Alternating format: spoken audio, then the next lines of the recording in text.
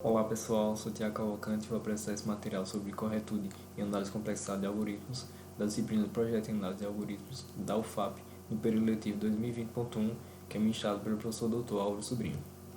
Vamos analisar a ordenação por intercalação, vulgo merge-sort. Vamos ver a contextualização do funcionamento do algoritmo, passar pela prova de corretude e finalizar com a análise de complexidade. O que é o merge-sort? Ele é um algoritmo de ordenação, ou seja, ele vai pegar os elementos e colocar em seus respectivos lugares de acordo com algum critério, e ele se baseia na comparação. Ele vai sempre estar comparando um elemento a outro, além de ser recursivo, ou seja, ele vai chamar a si mesmo dentro de sua própria função. E ele é um algoritmo bem eficiente, como a gente vai ver. Exemplo de uso: a gente pode querer ordenar uma pilha de cartas, por exemplo, ou então uma lista telefônica em ordem alfabética, e qualquer outro exemplo que envolva ordenação. Ele é um algoritmo estável. O que é que isso quer dizer? Que vamos supor uma lista aqui, 1, 2, 5, 2, 7. E a gente quer ordenar isso. Vamos colocar esse 2 dentro de um quadrado e esse dentro de um círculo só para diferenciar, certo? Ao fim da ordenação, a gente teria essa lista aqui.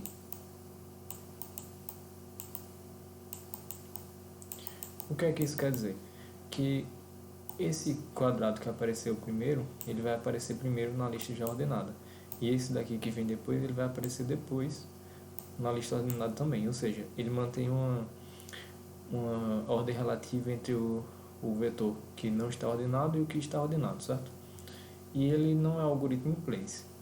O algoritmo in place, ele ordena o vetor dentro dele mesmo, certo? Mas como ele não é in place, ele precisa de memória extra, de um vetor auxiliar. Mas ele vai manter uma performance constante. E como a gente viu que ele é eficiente, né? A gente vai ver lá na frente, vai provar isso. E a performance é constante, ele vai ter que, ao melhor caso, vai ser igual ao pior caso dele. E como o merge-sort funciona? A gente vai ter um array A, por exemplo, com 4 elementos, e a gente vai dividir ele ao meio até chegarmos em um conjunto, em conjuntos, na verdade, com apenas um elemento, certo? Que aí não tem como dividir ele mais, ele é um conjunto atômico, né? Indivisível. E naturalmente ele já está ordenado, por ter apenas um elemento. Quando chegar nesse caso, vamos voltar na recursão, intercalando, ou seja, mesclando essa solução e já ordenando ela também, certo? O mesmo acontece para esse outro lado. E vai repetir esse processo até que a gente retorne a apenas um conjunto e ele vai estar ordenado. Ele se baseia num paradigma de divisão e conquista, ou seja, vai desmembrar um problema em vários subproblemas que têm tamanhos menores e são instâncias do problema original, e vai resolver esses subproblemas utilizando a recursão e depois vai combiná-los até a gente criar uma solução para o problema original. E aí esse paradigma se baseia em 3 etapas, né? A divisão, que vai exatamente pegar o problema e dividi-lo em subproblemas, que são instâncias menores do problema em questão, né? do nosso problema original. Vai fazer a conquista, ou seja, vai resolver esses subproblemas, mas aí a gente pode ter 2 casos. Se o problema for grande, ele vai utilizar a recursão para ir resolvendo ele. Mas se for um problema suficientemente pequeno, a gente resolve de maneira direta, porque ele vai ser um caso base. E a conquista vai ser juntar, aliás, a combinação vai ser juntar as soluções dadas aos subproblemas na solução do problema original, certo? E não necessariamente, ou seja, aqui a gente também vai ter uma etapa de resolução do problema, certo? Porque a gente vai estar juntando um problema em outro, mas não necessariamente vai ser igual a uma instância, né, do nosso problema original, como na conquista. E aí a gente vai ver a divisão e conquista aplicada no merge-sort especificamente. Na divisão a gente vai ter, por exemplo, um array com n elementos, certo? A igual a n, e isso vai nos dar 2 arrays aqui com n sobre 2 elementos, por exemplo, em cada, certo? Ele vai sempre partir ao meio. Na conquista, a gente vai intercalar esses dois conjuntos aqui para voltar pro... Aliás, na conquista a gente vai ordenar esses subvetores, né? E na combinação a gente vai intercalar esses dois subvetores para voltar para a nossa lista aqui, mas como a gente ordenou, ela vai voltar ordenada. E aí a gente chega na simulação. Vamos supor um vetor A que tem tamanho 7, certo? Então ele vai começar no elemento no índice 0 e vai até o índice 6. E a gente vai sempre perguntar, o início é menor do que o fim? Sim. Então a gente divide ao meio. Aí a gente vem para esse lado da esquerda. Primeiro, na recursão, sempre a gente vai descer para a esquerda para depois ir para a direita. Então a gente vai fazer a mesma pergunta. O início, que é 0, é menor do que o fim? Sim. Então parte ao meio. O início aqui é menor do que o fim? Sim. Parte ao meio. O início, que é 0, é menor do que o fim, que também é 0? Não, eles são iguais, né? Então a gente chega no caso base. Como a gente está no caso base, né? Uma sublista de tamanho 1 naturalmente já está ordenada. Aí a gente vai voltando na redução. Aqui a gente vai ter uma sublista de tamanho 1 que já está ordenada e vai voltar na redução mais ainda para ir para a parte da direita, né? A gente tem aqui a divisão, chega no caso base aqui para 43 e para o 3 também, e vai voltar na recursão para ir para essa sublista da direita, né? Aí ele vai fazer 0 é menor do que 2? Sim, então parte ao meio. Aí 0 é menor do que 1? Sim, parte ao meio. Até chegar no caso base desses 3 elementos aqui, né? Aqui ele já tinha chegado no caso base, então só faz repetir. A partir desse momento a gente vai fazer a intercalação, ou seja, vai mesclar de maneira ordenada. Então, 27 e 38, a gente vai colocar o 27 na frente, já que ele é menor. 43 e 3, o 3 vem primeiro. 9 é menor do que 82, então ele vem para a primeira posição. E o 10 não tinha ninguém para juntar nesse momento, né? Aí a gente vai fazer esse processo de intercalação até a gente voltar o vetor do tamanho 1, né? Aliás, tamanho 1 não, até ter um vetor de tamanho 7, né? A gente tem que voltar até ter apenas um conjunto. Então a gente vai fazer a intercalação, né? Vai verificar qual dos dois aqui é menor. É esse daqui, então ele vem para cá, 3. Depois, qual dos dois é menor, 43 ou 27? Então a gente tem que é 27, né? Então coloca o 27 aqui. Aí a gente vem 43 ou 38. É menor, 38. Então coloca ele aqui e depois 43. Aí a gente se pergunta, né? Qual é o menor, 9 ou 10? No caso é 9. Sempre comparando o primeiro da esquerda com o primeiro da direita, porque a gente tem duas listas que vão ser mescladas, certo? Então, a gente, como ele já tem uma garantido aqui, a gente tem uma ordem definida que vai ser melhor exemplificada nesse último, na última junção, né? O 10 vai vir para cá, já que é menor do que 82, e 82 vai ser copiado, certo? E aí a gente chega nesse momento aqui. 3 é menor do que 9? Sim. Então copia ele e a gente vai passar a comparar o 9 com 27, né? 9 é menor do que 27? Sim. Então coloque ele aqui. E a gente vai comparar a partir do 10 agora. Certo? A gente está no 27 e no 10. 27 é menor do que 10? Não. Então copia o 10 para cá. E aí a gente vai para o 82 agora. 27 é menor do que 82? Sim. Então vem e coloca 27. Aí vai para 38. 38 é menor? Sim. 43 é menor? Sim. Então coloca ele aqui. Como a gente acabou, a gente vai copiar o 82 para cá, certo? E aí finaliza com a lista A ordenada, nosso vetor. E vamos analisar o pseudocódigo. A gente vai ter duas funções, o merge sort e o merge. Esse daqui vai ser responsável pela divisão e o outro pela conquista e pela combinação. A gente vai ver aqui agora, o merge sort ele recebe um vetor A, um índice P e um índice R, que vai representar o início e o fim, respectivamente. E ele vai fazer aquela verificação. O início é menor do que o fim? Se for, a gente vai calcular o meio, que vai ser dado por P mais R dividido por 2, tirando a função piso, né?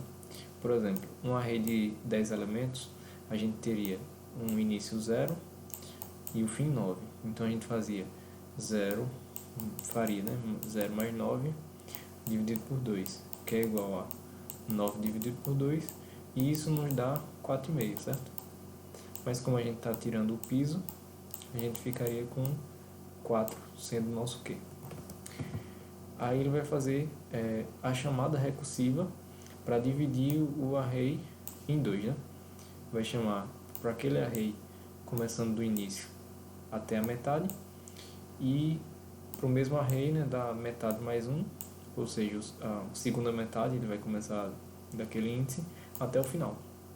Depois disso, ele vai chamar a função para conquistar e combinar, né, que no caso é o nosso merge. E aí na primeira linha do merge, a gente vai ter um cálculo aqui, N1, para dizer quantos elementos a gente vai ter nessa primeira metade, né? Por exemplo, a gente vai ter esse array A, e vai ser dividido aqui em 2 arrays menores, e N1 vai ser a quantidade de elementos que a gente tem aqui, e N2, que vai ser dado por R-Q, vai ser a quantidade de elementos que a gente vai ter aqui nessa segunda metade. E aí a gente vai criar realmente esses vetores novos, né? Como a gente falou, ele não é in place. Então a gente vai criar esses vetores novos, um que a gente vai chamar de L para primeira metade e R para a segunda metade, né? Porque aqui é left e right, esquerda e direita, né? Respectivamente. E a gente vai deixar uma posição sobrando no final aqui para a gente colocar uma flag, né? O nosso sentinela, para a gente saber quando o vetor acabou. Isso vai ser útil para a gente copiar uma lista quando uma tiver acabado. Por exemplo, vamos supor que aqui a gente tinha o final dele, né? Vai ser o nosso sentinela, mas aqui a gente tinha outras listas, outros elementos da lista ainda a ser incluída antes da gente chegar no sentinela. Ou seja, nesse momento a gente copiou 43 para cá. O próximo elemento seria o infinito aqui, né? Que a gente estaria verificando a nossa flag, mas ele está indicando que já terminou. Então, se já terminou essa lista, a gente pode simplesmente copiar essa outra lista toda para cá, né? Visto que qualquer número aqui seria menor do que infinito, com exceção desse último que também é a nossa flag, né? Ou seja, 82 é menor do que infinito? Sim, então copia. Esse daqui é menor do que infinito? Sim, então copia. Esse também copia. Até a gente chegar no final dessa outra lista, né? Enfim, esse primeiro for vai fazer a inicialização aqui, né? Aliás, a cópia. Vai copiar todos esses valores do vetor original para o nosso vetor da esquerda, e esse vai copiar essa segunda metade para os vetores, para o vetor da direita, né? E após isso ele vai adicionar no final de cada um a sentinela, vai criar um contador para percorrer essa lista de esquerda e da direita, né? Como a gente estava fazendo aqui, um I e um J. Ele vai verificar 3 é menor que 9, sim, então coloca 3 aqui e anda para cá com o contador. Aí 27 é menor que 9, não, então ele vai colocar o 9 aqui e vai andar com o contador, certo? Esse contador vai servir para isso. E aqui tem o for principal, né? Que vai fazer a conquista e a combinação. A gente vai ter inicializando um K com P, que é o nosso início, né? K igual ao início, e vai até o final, o nosso R. Aí ele vai fazer a verificação, né? Essa casa da esquerda é menor, no caso aqui, vai começar aqui, né? É menor do que o da direita, que no caso é J, né? Que é L e R. Se for menor, então o que é que a gente faz? Copia para o vetor A, né? Copia para a primeira casa aqui do vetor A, no caso a primeira porque o K está aqui, né? Copia para cá. Se não, aliás, a copia e incrementa o I, né? A gente vai comparar agora com o segundo, com esse primeiro do R. Se não, a gente vai copiar o J para cá e incrementar o J, né? E nisso o K vai sendo incrementado também porque ele está dentro do for, até que a gente tenha todo o array A ordenado. Agora a gente vai ver a prova de corretude desse algoritmo, começando pela função merge sort, que é responsável pela divisão. A pré-condição dele é que ele precisa, na sua chamada da função, um vetor A, que vai ser dividido, certo? E, além disso, como ele vai ser dividido, ele precisa do seu índice de início e de fim, né? E ele vai conter N elementos, que vai ser dado por início menos fim mais 1. Para a nossa função da combinação, né, da conquista e da combinação, ele vai ter a pré-condição é que o subarray vai estar ordenado, certo? Ou seja, para que ele possa fazer a intercalação, o array da esquerda precisa estar ordenado e esse da direita também, né? Para que ele possa ir juntando os elementos, mesclando para formar um array A ordenado, certo? Após condição, que a gente vai ter o vetor totalmente ordenado, né? A gente vai retornar para o algoritmo, para o código, né? A partir daquele momento que o algoritmo foi chamado, a gente vai retornar um vetor ordenado.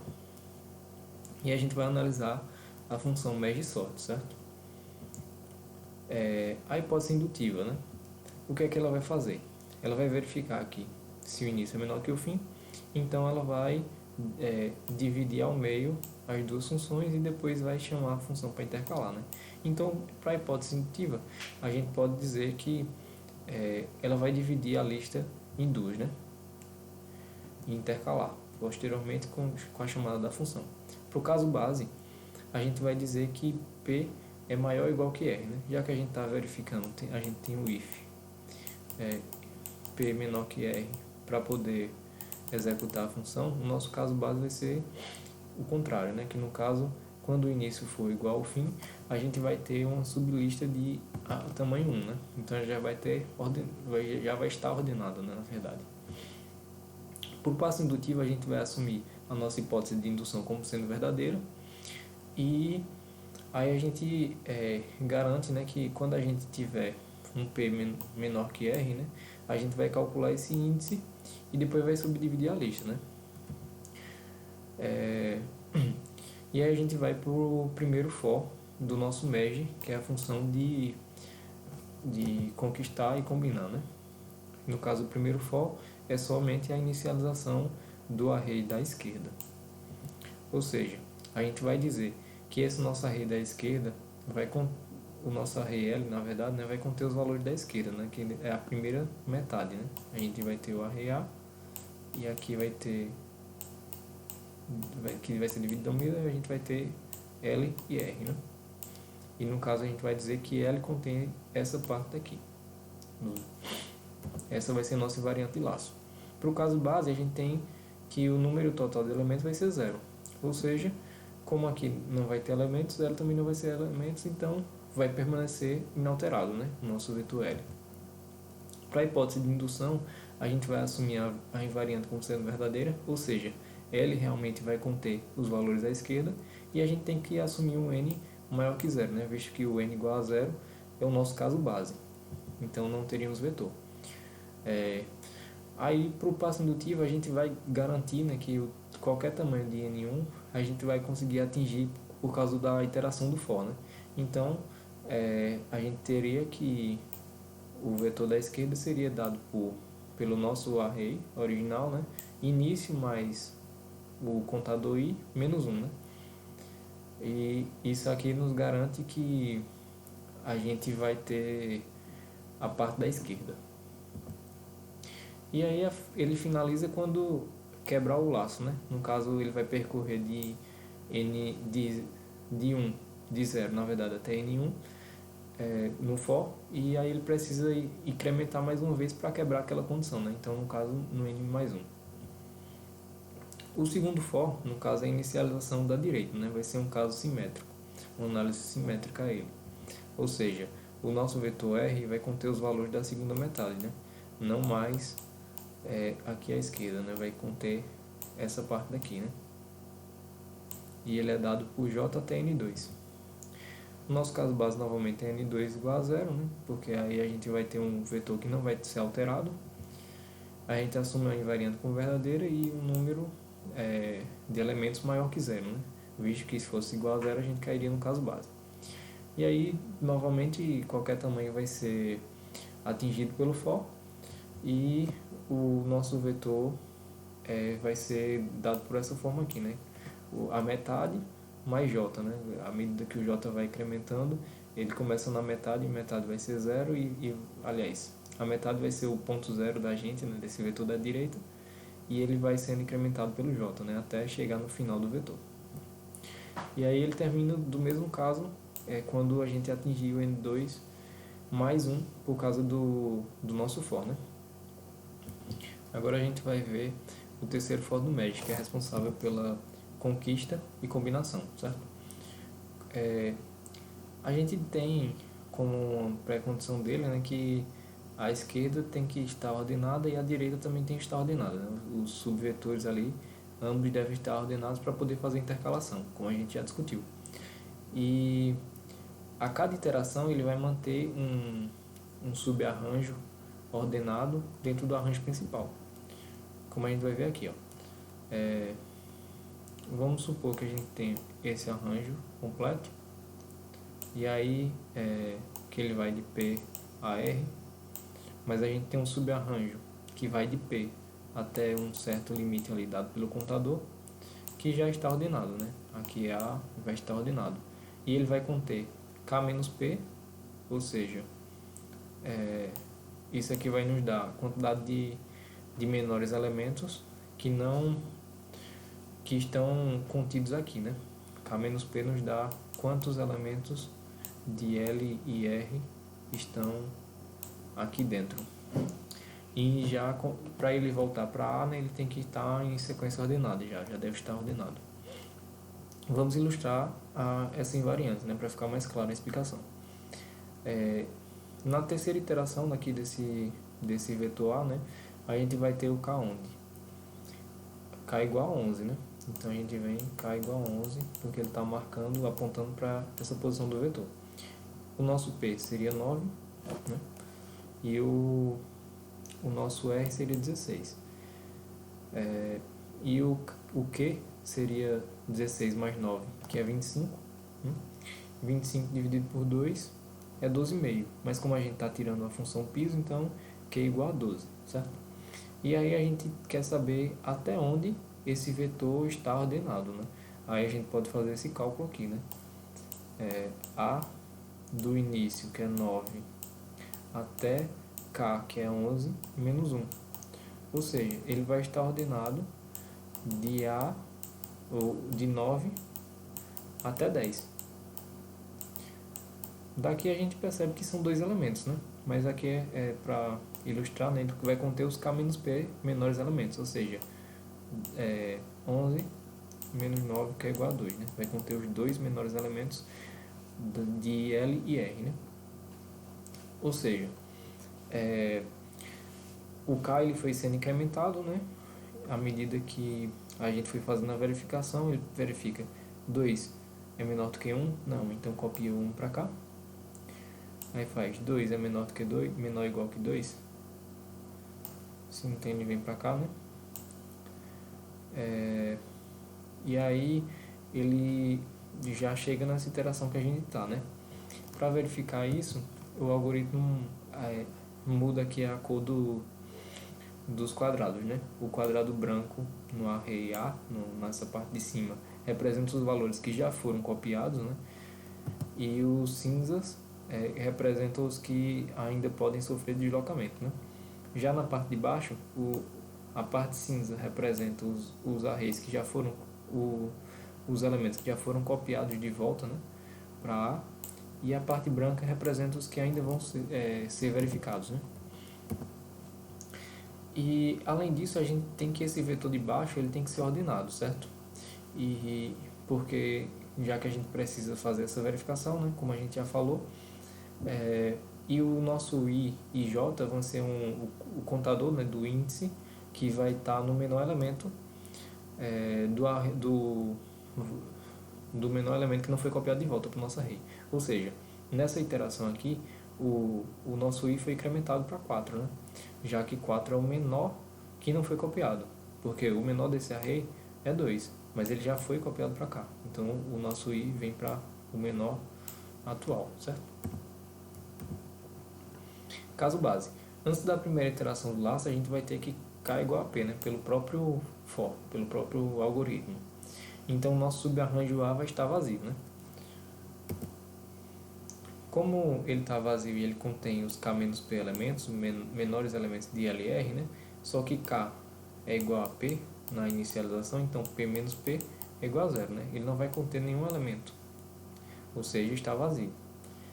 E como a gente tem que i igual a j, que é igual a 1, antes de iniciar esse for, né? A gente tem o contador como sendo 1, a gente vai ter que tanto o L na primeira casa, né, e o R vão ser os menores elementos, visto que a gente tem uma sequência que já está ordenada, né? E ele não, como a gente tem um conjunto vazio, né, subarranjo vazio, ele não for copiado de volta para A. E a hipótese de indução a gente vai dizer que a cada iteração a gente vai manter esse invariante, né, de que a gente tem um subconjunto, né, um subarray ordenado dentro do nosso array original, né? A gente vai ordenando uma posição por vez daquele array. E aí, para a hipótese de indução, a gente vai supor que o menor elemento vai estar em L, né? E vai ser dado por L naquela posição I, né? Menor que é um J. R na posição J, né? E aí a gente vai copiar ele não foi copiado ainda, né? Na nossa hipótese, a gente vai verificar essa cópia para lá. Antes deles fazer a cópia, né, a gente tem esse vetor, como a gente viu na invariante, contendo os k menos p menores elementos. Mas aí a gente vai fazer essa cópia para cá, né? Então, a gente vai ter esse vetor mais o L na posição I. Ou seja, ele vai ter, depois que fizer isso, ele vai ficar com A de P até K, né? Já que a gente tem 1 aqui e menos 1, né? A gente vai cortar aqui. E isso serve para o K menos P também, né? Ele vai, já que a gente vai adicionar um elemento, vai ficar K menos P mais 1.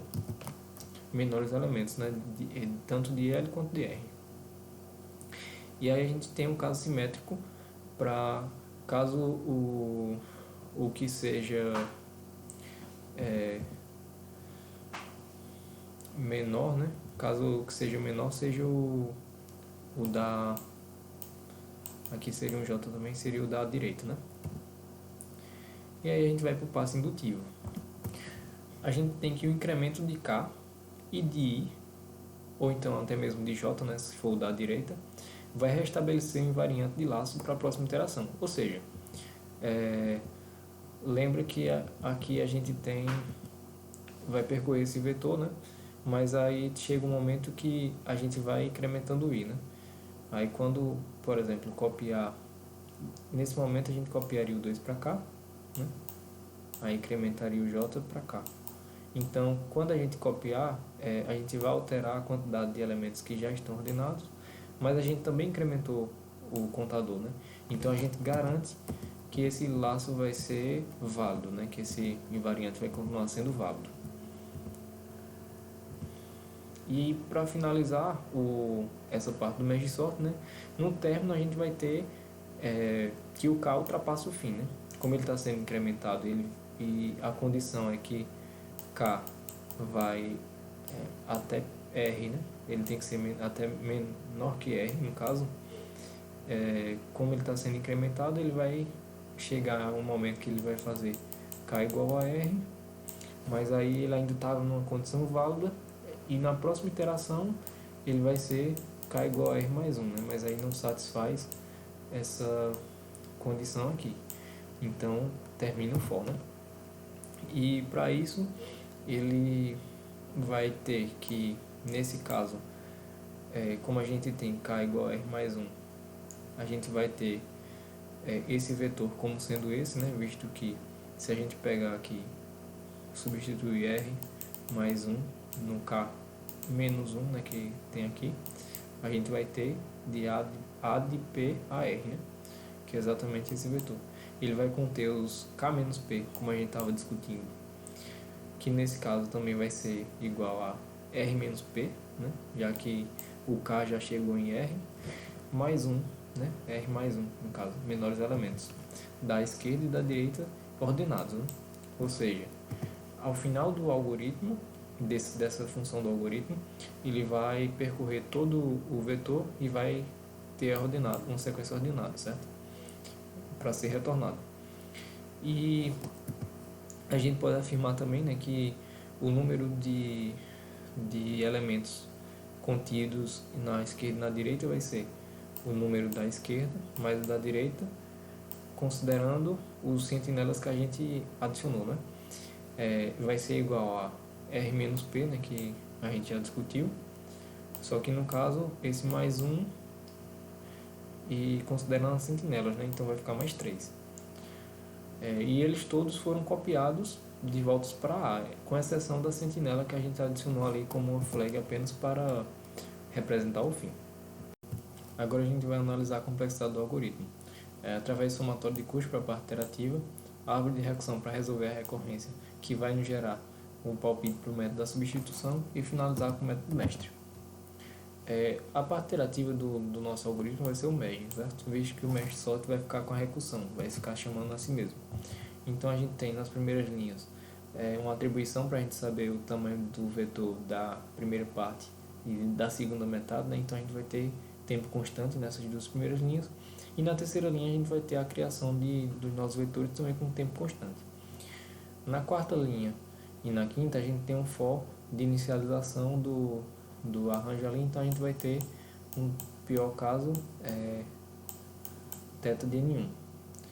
Na sexta e na sétima linha a gente tem uma análise semelhante, então a gente vai ter um pior caso aqui, θ de N2.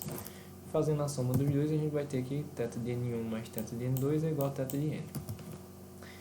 Na oitava linha e na nona a gente tem uma atribuição a uma posição do vetor, né? Então a gente vai ter tempo constante. Na décima e na décima primeira temos apenas a inicialização do contador, então a gente vai ter um tempo constante também. E na linha 12 até a linha 17 a gente vai iterar sobre aquele array, né?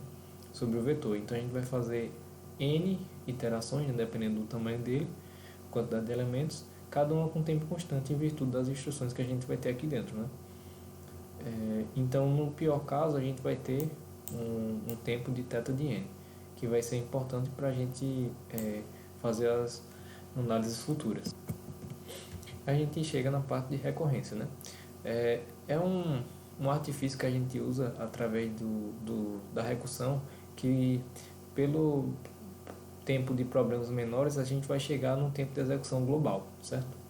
E na divisão e conquista a gente vai analisar isso dependendo de cada etapa daquelas três que a gente viu, da divisão, da conquista e da combinação.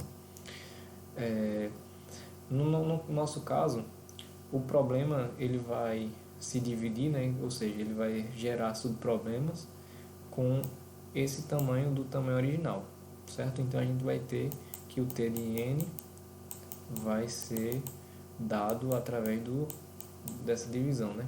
Que no caso vai ser N, tamanho de N, né? Quantidade de elementos dividido por 1B aqui.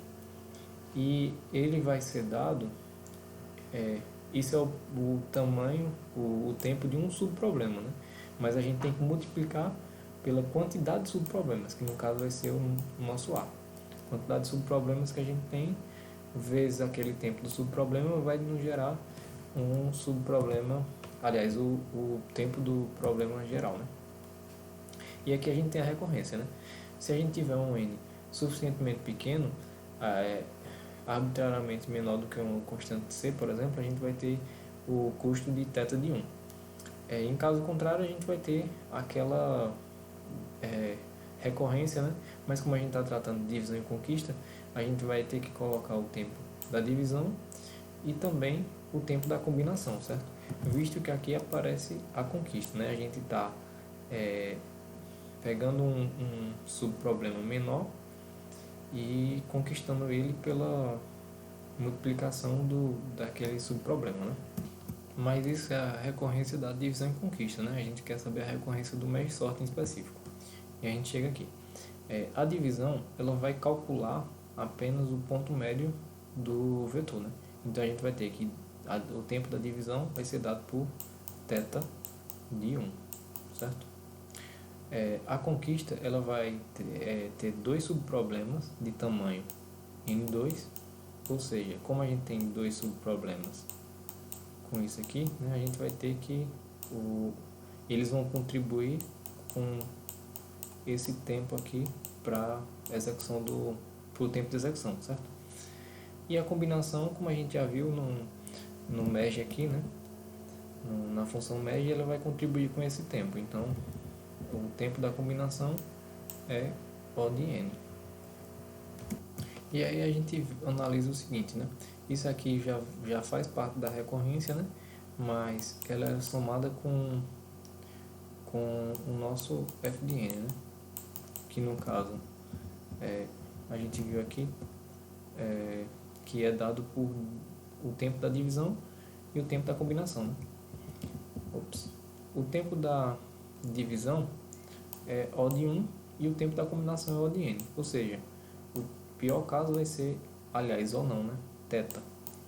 Vai ser θ de n. Então a gente vai ter essa recorrência aqui como sendo a seguinte, né? A gente tem que a etapa de divisão e a de combinação vai nos dar θ de n, e juntando com a de conquista, né, que no caso a gente viu que era 2t de n sobre 2, vai nos dar essa recorrência, né? Se n for igual a 1, a gente vai ter θ de 1, e se não, a gente vai ter que é a etapa de conquista mais essa etapa, a soma dessas etapas, né? A gente pode até chegar a dizer que esse tempo aqui vai ser uma constante c, né? Como vai ser constante, a gente pode dizer que é c. E aí a gente pode dizer que esse pior custo aqui, como o pior caso vai ser c, a gente pode dizer que o pior custo aqui vai ser c de n, certo? Para um n maior que 1. Outra forma de chegar a esse resultado é simplesmente analisando o código. A gente tem o merge sort aqui, que a gente vai ter quer descobrir o tempo dele, né? Então a gente não sabe ainda. É o nosso tempo que a gente quer descobrir.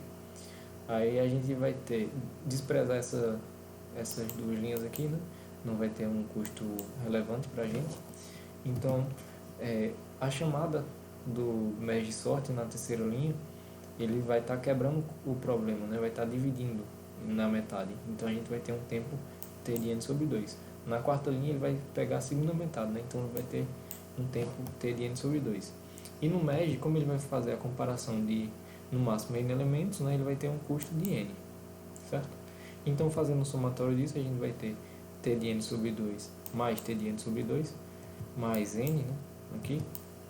Aí a gente vai ter que o custo disso é 2t de n sobre 2 mais n, né?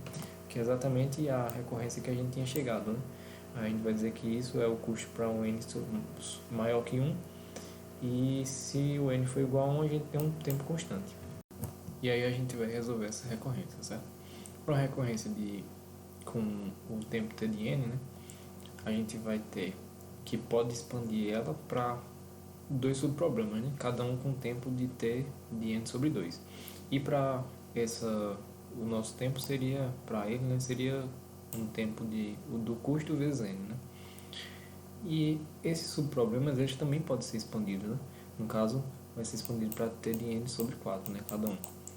Mas a gente vai ter que pode resolver esse t aqui com o custo c, né? Então vai ficar c vezes n sobre 2, ou seja, a gente vai ter esse custo aqui, né? Repare que ao final da recursão, a gente vai da recorrência, a gente vai fazer o cálculo desses custos, né? Cada nível aqui vai ter, por exemplo, esse nível c de n sobre 2 mais c de n sobre 2, né? Ou seja, 2 vezes c de n sobre 2, que na verdade vai ser c de n, certo? E aqui, mesma coisa, né? Esse daqui poderia ser expandido até para t de n sobre 8, e aí depois t de n sobre 16 e por aí em diante, dependendo do tamanho do problema. É, em geral, cada nível abaixo do topo, né? Cada nível i vai ter 2 elevado a i nós, certo? Ou seja, aqui a gente tem um nível abaixo do topo, né? Então a gente vai ter 2 elevado a i, que no caso é igual a 2 elevado a 1, que é 2 nós. Aqui a gente teria seria 2 níveis abaixo do topo, né? Então seria 2 elevado a 2, que é igual a 4 folhas, né? 4 folhas. Aqui. Na verdade, folhas vão ser essas daqui, né? Pela estrutura de árvore, mas seriam aqui 4 nós, né? E esse custo seria dado por, como a gente viu ali nessa árvore anterior, né? Que na verdade é a mesma árvore, só que essa daqui está expandida. A gente pode associar o custo, né, C, a fazer essa multiplicação pelo o custo pelo tamanho, né, do problema. Então a gente vai ter que C de n sobre 2, né, cada um aqui vai ter C de n sobre 4, e como a gente tem 4 vezes, né, esse custo, a gente vai ter um custo total de C de n. Aqui a gente tem C de n sobre 2 mais C de n sobre 2, que vai nos resultar em C de n, ou seja, a gente pode, além de inferir isso, né, de que cada nível i abaixo do topo, a gente vai ter 2 elevado a i nós. Então a gente pode inferir que o custo também vai ser C de n sobre 2i, né? Ou seja, para esse custo aqui, por exemplo, 2 elevado a 2, quantidade de nós, né? A gente teria um custo de C de n 2 elevado a 2, que é 4, né? Só que aí, multiplicado 4 vezes, né? A gente vai ter C de n, certo? Sabendo disso, né, que a gente tem esse número aqui sendo relativo à quantidade de folhas que a gente tem, então a gente tem que 2 elevado a i é igual ao número de folhas, certo? Então a gente chega aqui, log de n na base 2 é igual a i. Ou seja, a gente tem que a altura da nossa árvore vai ser log de n, né? Na base 2. Que o livro de Cormen usa essa notação, né? LG de n. E aí no último nível a gente teria C n vezes, né? Porque isso aqui seria o equivalente a Cn dividido por n, né? Pelo próprio n. Aí seria C, nos dando um custo de C vezes n vezes, né, Cn. Ou seja, a gente vai ter um custo Cn a cada nível, certo? E a altura dele é log de n, né? Então a gente vai ter Cn log de n mais a nossa raiz. Esse é o total do tempo aqui dado pelo método da recursão. Mas aí a gente vai argumentar melhor o porquê chegamos nisso, né? Através da altura. A gente vai ter que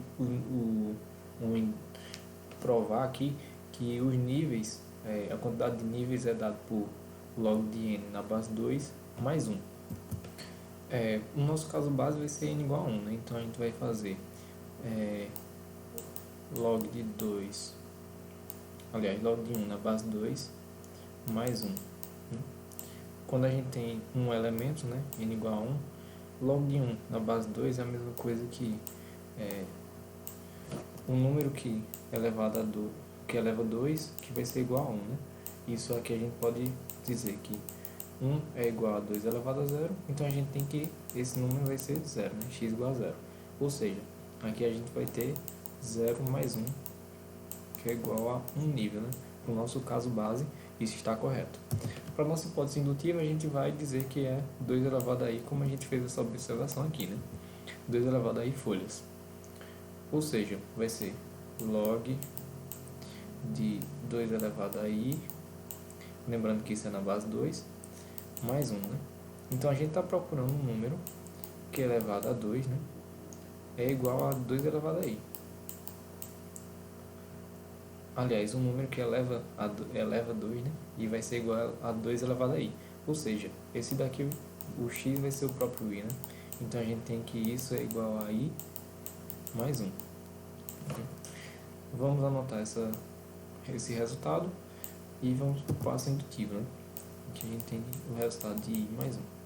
Para o nosso passo indutivo, a gente teria que ir um passo à frente, né?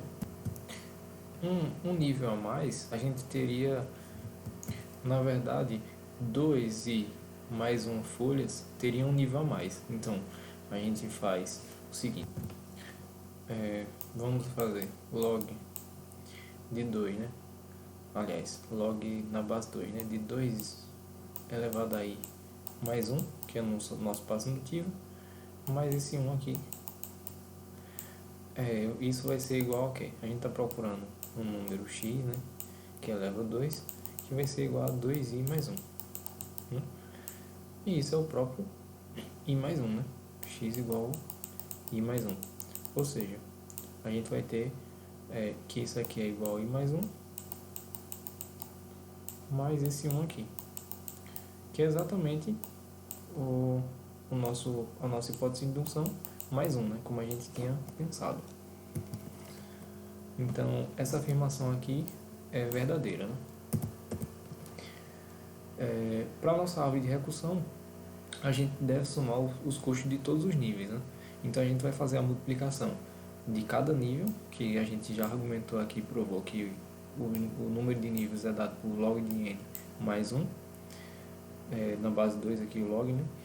Vezes o custo associado àquele nível, né? Que todo nível vai ser C de n. Então, a gente vai ter a quantidade de níveis vezes o custo associado, né? A gente vai fazer C de n vezes 1 mais C de n vezes log de n. Então, a gente vai ficar C de n log de n mais C de n vezes 1, que é C de n.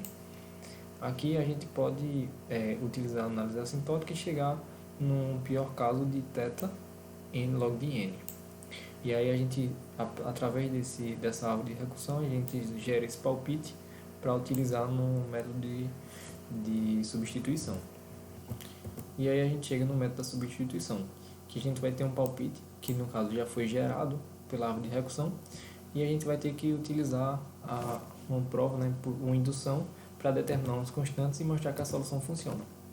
E aí, só recapitulando, a gente vai ter essa recorrência, né, com esse tempo do merge sort, e o nosso palpite que foi gerado é que t de n, no pior caso, vai ser θ n log de n. Só recapitulando.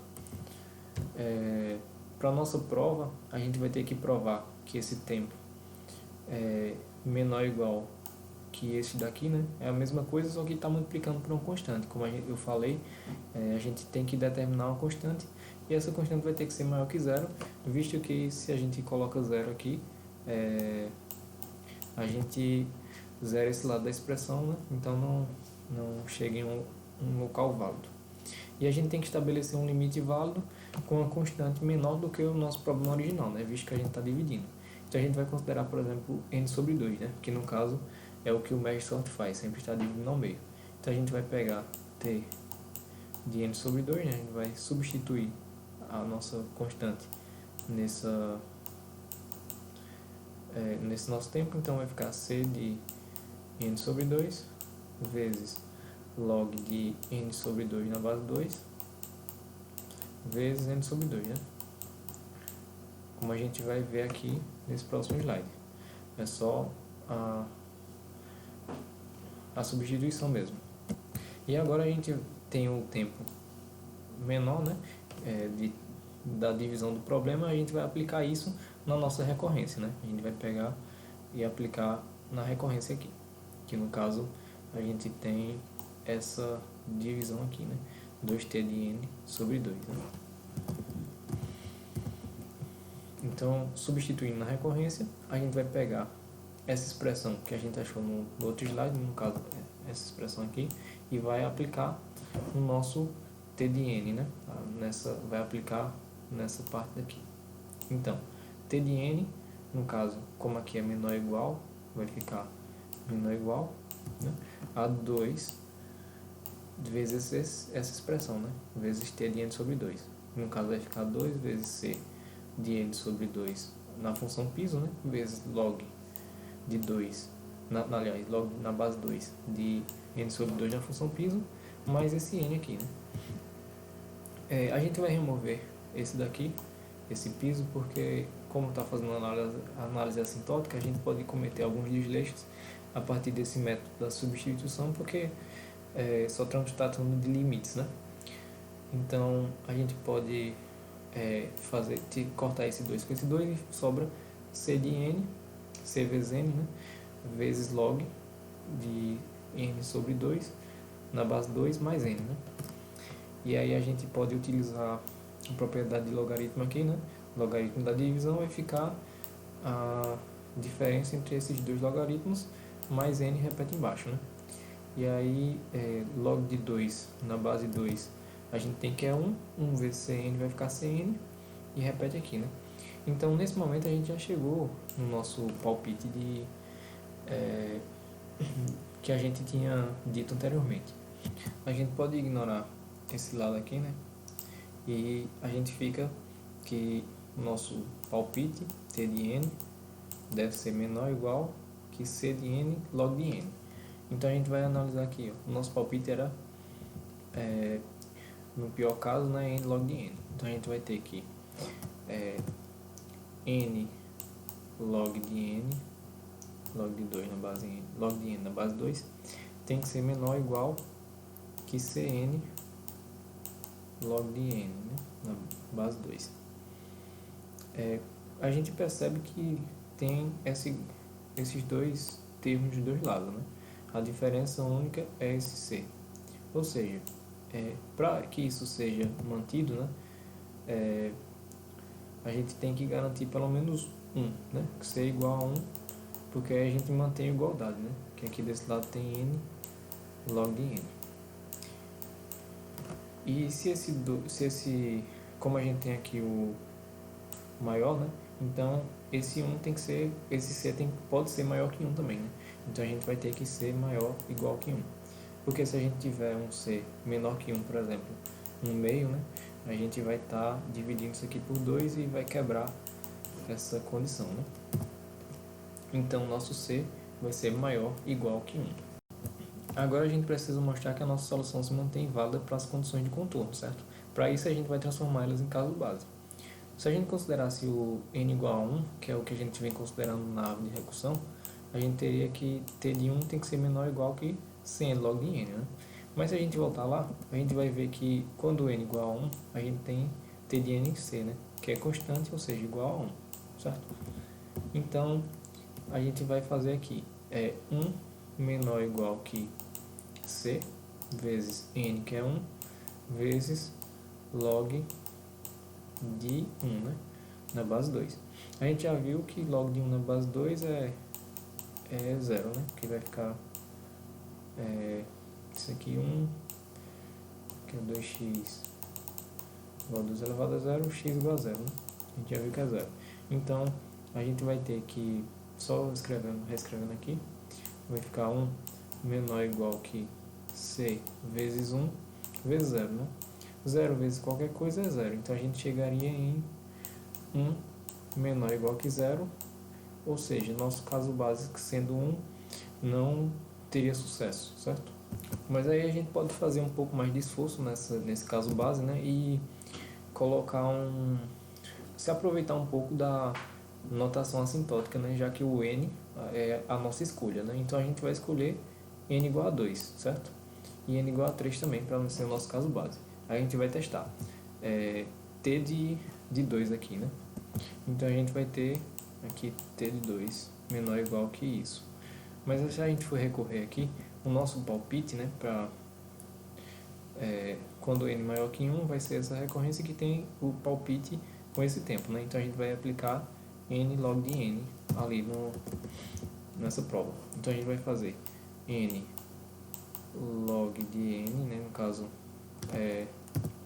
2 log de 2 menor ou igual que c vezes 2 vezes log de 2 na base 2, né? Então, a gente tem que log de 2 na base 2 é 1.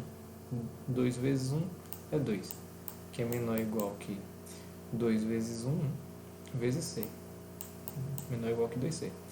Opa, como a gente já tem aqui que C é maior ou igual que 1, então essa igualdade se mantém, né? Se a gente tivesse um valor de C menor que 1, a gente quebraria esse menor ou igual, né? E a gente vai testar para 3. Mesma coisa, né? 3 vezes log de 3 na base 2 tem que ser menor ou igual que C vezes 3 vezes log de 3 na base 2. Log de 3 na base 2 é aproximadamente 1,5. Então fica 3 vezes 1,5 menor ou igual que C vezes 3 vezes 1,5. E isso é igual a 4,5 menor ou igual que 4,5 vezes C. Como a gente tem C no mínimo igual a 1, a gente mantém essa igualdade, e se C for maior, a gente vai ter que esse lado direito é maior que o lado esquerdo, né? Então a gente contorna essa situação aqui com um caso base válido e mostra que realmente estavam certo com essa prova. Agora a gente chega no método mesh, certo? Ele vai resolver recorrências que tem uma forma específica, que no caso vai ser T de N igual a esse formato, onde A é a quantidade de subproblemas, ou seja, tem que ser maior ou igual que 1, né? N dividido por B vai ser o tamanho do subproblema, então B tem que ser maior que 1. O nosso T de N vai ter que ser inteiro positivo, e F de N representa o tempo de divisão e combinação, certo? Dado que o tempo de conquista vai ser esse daqui. Então a gente vai comparar a nossa função f de n, que no caso é n log de n, né, como a gente já viu ali pelo palpite e pela árvore de recursão, com essa outra função aqui, n log de b, log de a na base b. A que for maior vai determinar a solução para a nossa recorrência e, consequentemente, o tempo para o pior caso. Então a gente vai ver, né? A gente sabe que para o nosso merge, o A vai ser 2, porque a gente tem que 2t de n sobre 2, ou seja, o B também vai ser 2. E o F de n vai ser o tempo de divisão e conquista, né? Ou seja, pelo merge a gente viu que lá na função merge é O de n, né, esse tempo. Então a gente vai comparar com isso, né? A nossa função é log de b. A gente vai fazer n vezes log